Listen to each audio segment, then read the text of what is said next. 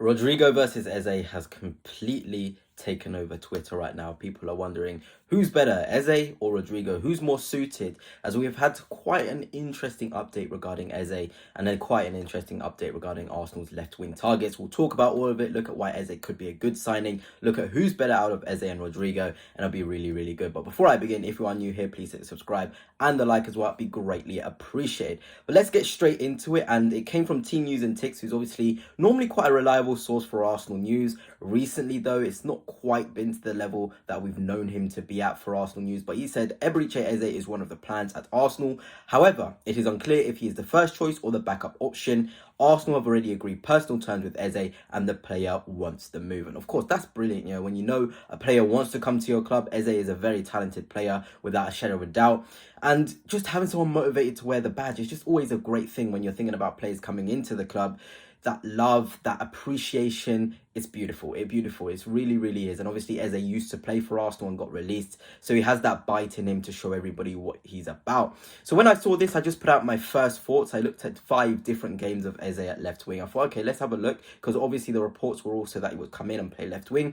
And I was like, he's a good carrier into any space on the touchline, in tune with the ball. He doesn't mind going on the outside, but it's not a strength. I think it's very important for a winger when approaching a dribble on the touchline to be able to go on the outside and the inside. Plant that seed of doubt into your fullback to know which side to not know which side you're going at. Saka's very good at this. You don't know if he's going to cut inside. You don't know if he's going to go on the outside. It's a very, very important thing to have as a winger. He's also very good at finding solutions, creativity-wise. That comes from the fact that he's a number 10. He's basically a false winger. Those guys that play on the wing but can play century and be as impactful there. But I was like much better as a 10/8 but can cover as a left wing if needed. I've always maintained Eze centrally is better, but he's not a horrible left wing by any stretch of the imagination. Actually, before I begin, if you did come from my Twitter, please let me know down in the comment section. It's always very interesting. And of course, a massive shout out to my sort of sponsor, Dragon Jersey. They're sponsoring this video once again, and you can get a football shirt. Use code Fanatics for just 10% off, whether you're an Arsenal fan or maybe even a Liverpool fan. Go to Dragon Jersey, use my code Fanatics, and you'll be able to get yourself an Arsenal kit.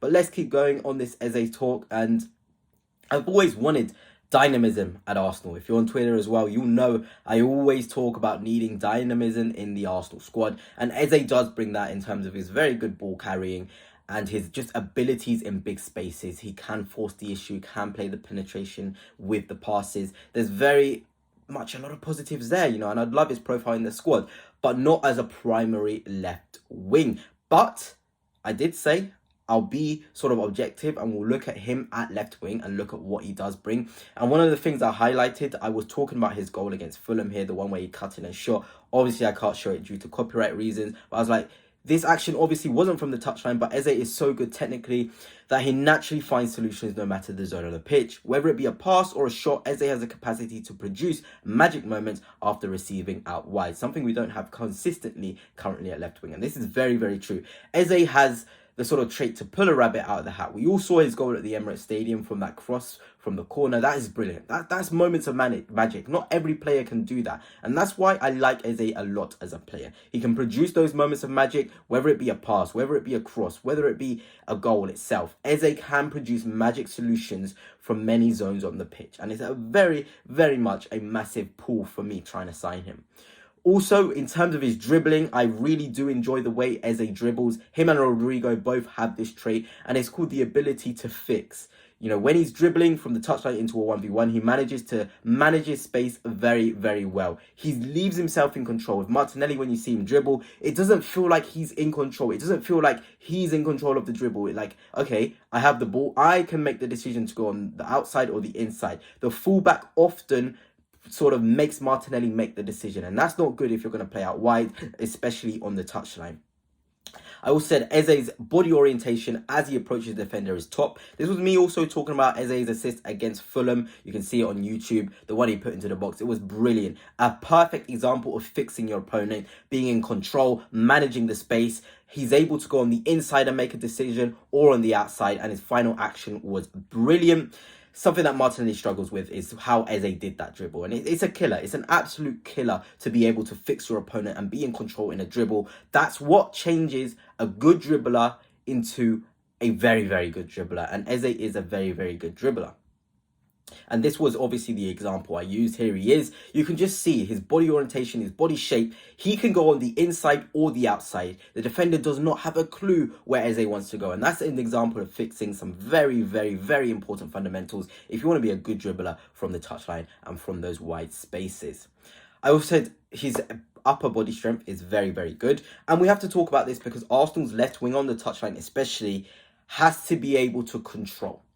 They have to be able to play back to goal because we use our left winger as a press reliever, as an outlet, as somebody who can spring attacks from a defensive block. And Eze has the ability to keep the ball under his spell. Just how strong he is back to goal. It's really, really good. And I liked it. I genuinely liked it when I was looking at Eze compilations, looking at full games of full 90 minutes. He genuinely has the ability to keep the ball under his spell and be strong in possession to relieve the pressure and start counter-attacks and sort of start, us to be able to keep the ball and relieve the pressure that we were under. So that's a massive, massive plus for Eberechi Eze. And here is an example against Aston Villa, where he's just holding the ball, upper body strength. Nobody's able to take him off him. That's very good for our left wing position. And obviously his statistics, we've got to talk about it. Eze got 26 GA in 43 games. In the 23-24 season, 11 plus 6, so 17 GA in 31, and of course 14 GA in 40 as well. This is a guy who plays a lot of minutes as well. Availability is the best ability, and Eze brings that. So a lot of pluses there when we talk about Eberechi Eze.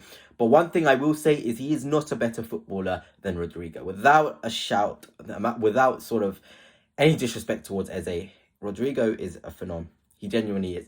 He's better finisher. He has more variety of finishes, which is very important, especially against low blocks and defensive blocks. You need somebody with the ability to score in various different ways. Eze has a great sort of consistency with his finishes, the same type of finishes, but Rodrygo can offer different type of finishes, more solutions, more genius moments from the way he can strike a ball. It's very, very good.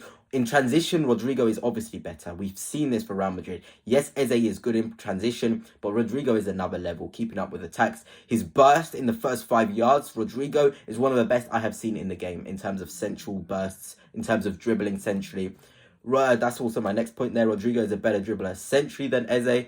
And Eze, for me, in terms of a plus for him, is only better at dealing with contact from behind. That is where Eze beats Rodrygo for me, and that's my opinion. That's what I've seen after looking at analysis of both players, and ultimately, we're blessed. We're able to make a decision between two top players and actually argue about it. That's where I know Arsenal have come a very, very long way, where we can fight. Rodrygo, no. I want Eze, no. This is a very positive sign for the club. And I also did say this, you've got to ask yourself why we are being linked to false wingers like Eze and Rodrygo. Both are dynamite in the final third, killers when they're facing the goal centrally, whether it be pass or shoot. Arteta, maybe, like I've said, is suchly challenging Ødegaard to step up in the final third. He's not the best in the final third, Ødegaard, and I've said this many times. He's got his uses, he's got his strength. First and second phase, one of the best in the world. Pocket play, one of the best in the world. But ask him to be penetrative, play the through ball. It's not his strong suit, and that's okay, guys. That really is okay.